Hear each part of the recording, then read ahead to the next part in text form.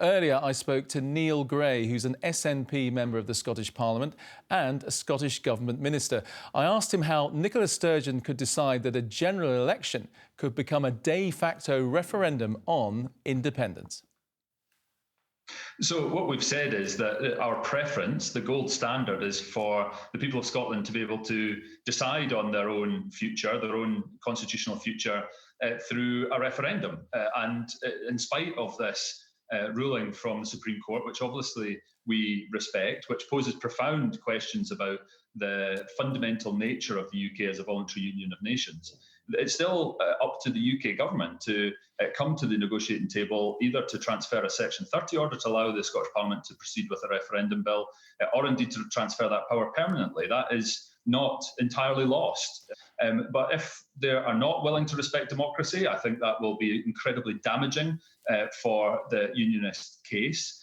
And it will be for the Scottish Government to come forward then with the prospectus for how we will ensure that people of Scotland have their say through the next democratic event, which would at this stage be the next general election. But a referendum is clearly a yes-no question. It's clear what the vote is about.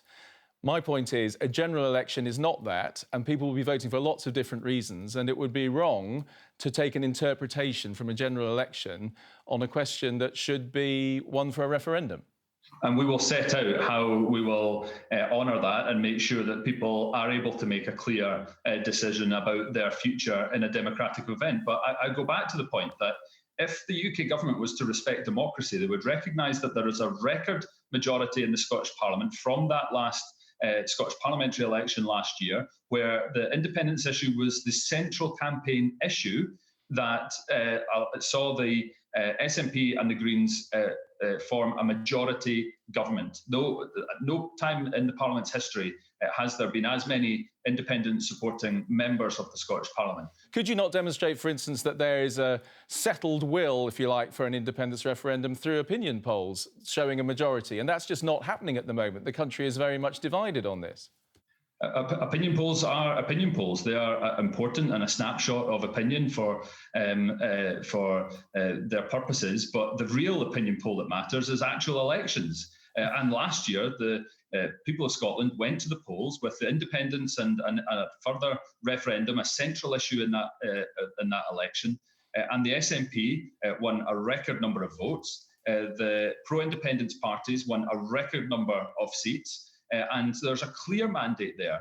Do you really think the people of Scotland want their government to be pursuing this issue when there are so many other matters that should have the government's attention? Are you not really becoming fixated on something which maybe the Scottish people would rather see you concentrating on other matters a little closer to home, like the cost of living, for instance?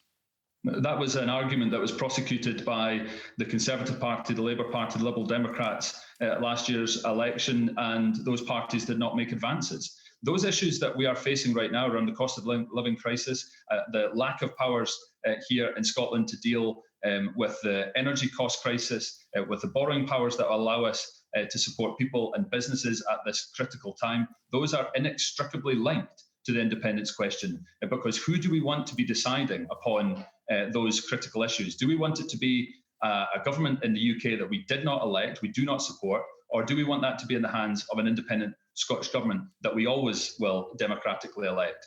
And I think people are now having the choice, and the decision will have to be coming very soon as to what their future holds. All right. Neil Gray, thanks very much for talking to us. Thank you.